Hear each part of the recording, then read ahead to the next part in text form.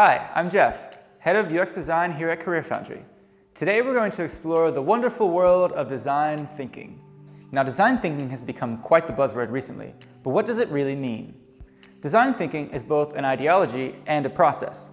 It's all about solving complex problems in a user-centric way, ensuring great experiences and outcomes for the user. Design thinking was created as a way of taking the processes and approaches that designers use and applying them to problems that designers don't typically approach. For example, organizational design, business or marketing issues within a company, problems that don't typically fall under the design umbrella, but which can be solved by thinking like a designer. From a business perspective, design thinking offers huge value as it helps you to focus on your customers and really figure out what they want and need. I'm going to explain the design thinking process and show you how it works. I'll also show you why design thinking is so valuable in the real world and how it relates to UX design. As we know, design thinking is all about putting the users first. It's not about what you think your users want. It's about really stepping into their shoes and building empathy. A design thinking approach enables you to locate your users' pain points and learn what outcomes they want from a certain product or experience. Armed with this knowledge, you can start to come up with effective solutions to meet these needs. The design thinking process can be divided into 5 different phases, but don't be fooled. Design thinking is not a linear process. It's flexible and fluid, looping back and forth and around and in on itself. With each new discovery that a certain phase brings, you'll need to rethink and redefine what you've done before. You'll never be moving in a straight line. With that in mind, let's take a look at each of the different stages. Phase 1, empathize. Empathy provides the critical starting point for design thinking. The first stage of the process is spent getting to know the user. This means observing and engaging with real people in order to understand them on a psychological and emotional level. Now, as a designer, it's essential to throw away your assumptions and focus on gathering real user insights. Phase 2, define. Next, you need to define the problem. You'll gather all of your findings from the empathize phase and start to make sense of them. What difficulties and barriers are your users coming up against? What patterns do you observe? What is the big user problem that your team needs to solve? By the end of the define phase, you'll have a clear problem statement. Make sure you frame the problem in a user-centered way. Rather than saying, we need to create better commuting options, frame it in terms of your user. Adults aged between 20 and 30 years in the Bay Area need more eco-friendly ways to commute. Phase 3, ideate.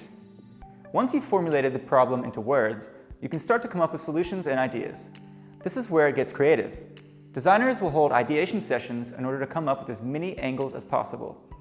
There are loads of different ideation techniques you can use, from brainstorming and mind mapping to role-play scenarios and storyboarding. Towards the end of the ideation phase, you'll narrow it down to a few potential solutions. Phase 4, prototype. Now it's time to turn your ideas into tangible products, or prototypes. A prototype is basically a scaled-down version of the product, which tries out the potential solutions you came up with in the ideation phase. Prototypes are crucial for putting your ideas to the test and highlighting any constraints or design flaws. Depending on how they fare in prototype form, your ideas may be accepted, improved, redesigned, or rejected completely. Phase 5, test. After prototyping comes testing, but this is rarely the end of the design thinking process. Remember, it's an iterative process. In reality, the results of the testing phase will often lead you back to a previous step, providing the insights you need to redefine the original problem statement or to come up with new ideas you hadn't thought of before. Now we know more about how design thinking works. Let's consider why it matters. Design thinking is particularly useful for tackling wicked problems. And the term wicked problem was coined by design theorist HORST in the 1970s to describe especially tricky, ambiguous problems. Wicked problems rarely have a definitive solution. They come with many unknown factors, and solving one aspect of a wicked problem is likely to give rise to further challenges. Some examples of wicked problems in our society today include things like poverty, hunger, and climate change. Design thinking can help to come up with innovative, out-of-the-box solutions to these wicked problems. There are tons of benefits of using a design thinking approach, be it in a business, educational, personal, or social context. First and foremost, design thinking fosters creativity and innovation. As human beings, we tend to be creatures of habit. We rely on the knowledge and experiences that we've accumulated so far to inform our actions. We form patterns and habits that can limit our perspective when it comes to problem solving. Rather than repeating the same tried and tested methods, Design thinking pushes us to remove our blinkers and consider alternative solutions. The entire process lends itself to challenging assumptions and exploring new ideas. Design thinking is often cited as the healthy middle ground of problem solving. It's not steeped wholly in emotion and intuition, nor does it rely solely on analytics, science, and rationale. It uses a mixture of both. Perhaps the biggest benefit of design thinking is that it puts humans first. By focusing so heavily on empathy, it encourages businesses and organizations to consider the real people using their products and services. Ultimately, this means they are much more likely to hit the mark when it comes to creating meaningful user experiences. For the user, this means better, more useful products that actually improve our lives. For businesses, this means happy customers and more money in the bank. Win-win. If you're familiar with UX design, you've probably noticed some similarities between the two. Both are extremely user-centric and driven by empathy.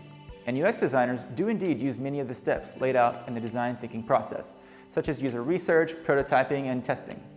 Despite these similarities, there are certain distinctions to be made. For one, the impact of design thinking is often felt on a more strategic level. It explores a problem space, considering the user, technical feasibility, and business requirements in order to discover possible solutions.